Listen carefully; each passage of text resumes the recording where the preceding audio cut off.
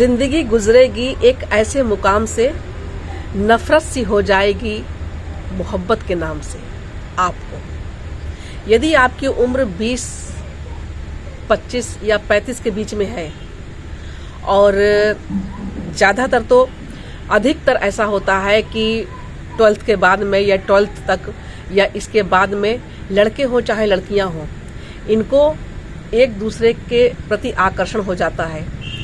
और कभी कभी तो ये आकर्षण ऐसा होता है कि लड़के चाहे लड़कियां, लड़का हुआ तो लड़की हुई तो एक दूसरे के लिए तन मन से हर तरह से दीवाने हो जाते हैं सामने वाले के लिए।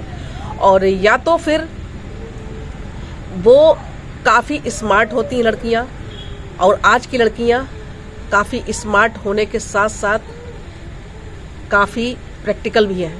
ये चीज़ आप की समझ से परे होगा, क्योंकि इस समय समाज में जो चल रहा है, हो रहा है, ये इससे आप अछूते नहीं हैं। ये अनसुनी चीज़ नहीं है, आप भली भांति ये चीज़ समझ रहे होंगे।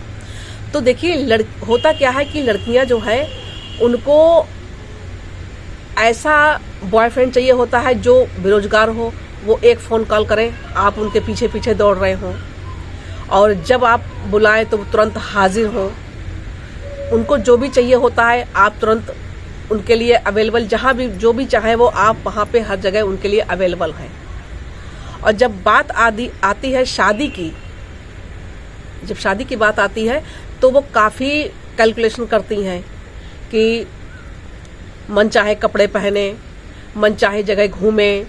यदि फॉरेन कंट्री में लड़का है तो बहुत अच्छी बात है, यदि लड़का अकेला रहता है कहीं बाहर तो बहुत अच्छी बात है, कहीं दूर रहता है तो और भी अच्छी बात है कि उनके ऊपर परिवार की, ज्वाइंट फैमिली की, चाहे ससुराल वालों की कोई भी दिक्कत ना हो, कोई भी परेशानी ना हो। उनको सेवा भाव तो आजकल के लड़कियों के अंदर होता ही नहीं है। वो ससुराल में सेवा भाव क्या होता है वो ये समझना ही नहीं चाहती हैं, और ना वो करना चाहती हैं।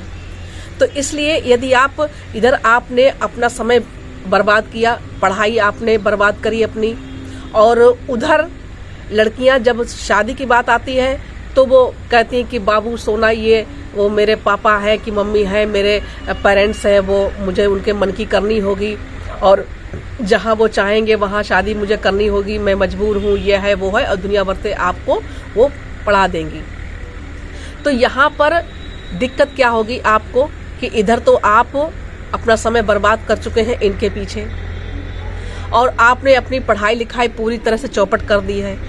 तो कभी भी यदि उस लड़की से आपकी शादी भी हो गई तो इधर तो आप अपना करियर चौपट कर चुके हैं, और जब ज़रूरतें उसको चाहिए होंगी, जब उसको ज़रूरतें आपको पूरी करनी होंगी उसकी, तो आप यही सोचोगे कि कहाँ से कहाँ मैंने इससे शादी कर ली। तो बहुत सोच समझ के आपको अपने लिए जीवन साथी का चुनाव करना है।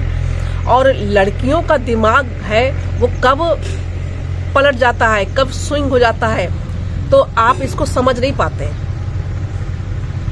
वो दिमाग से बहुत ज़्यादा काम लेती हैं, और आप इस चीज़ को समझ भी नहीं पाएंगे।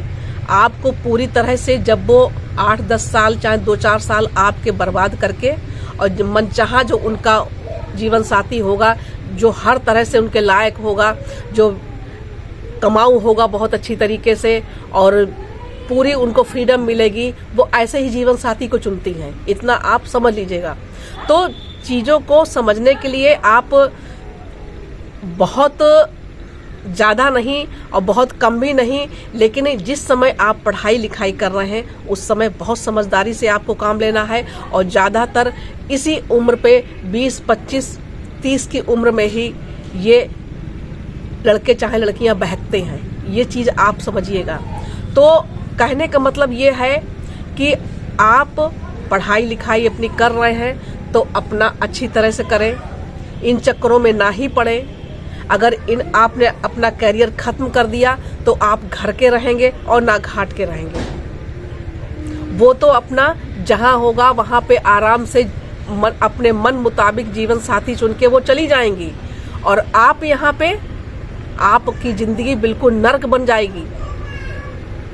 जो आपने 2-4-10 साल उनके लिए बर्बाद किए, और ना आप इधर के ना उधर के। तो अपने बारे में सोचिए और पढ़ाई लिखाई पे अपने ध्यान दीजिए, और नई उम्र के जो लड़के लड़कियां होते हैं तो उनको थोड़ा समझदारी से काम लेना चाहिए, और समझदारी से काम नहीं लेंगे तो भाई आगे के लिए आपका सब कुछ चौपट।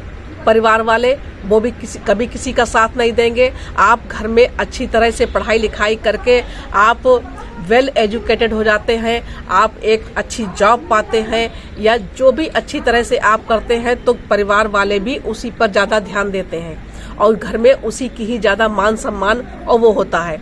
तो इन चीज़ों को आपको समझना है। एक उम्र पे ये सारी चीज़ें अच्छी लगती हैं, और जब उम्र आपकी उन चीज़ों की पढ़ाई लिखाई हर चीज़ की जब निकल जाएगी तो फिर आपको पछताना ही पछताना है। तो यही आज के वीडियो में कहना था। और वीडियो आपको कैसा लगा, अच्छा लगा हो तो एक लाइक ज़रूर करें, और मिलते हैं कल फिर आपसे एक नए वीडियो में। और तब तक के लिए जय श्री राम, हर हर महादेव, बाय बाय।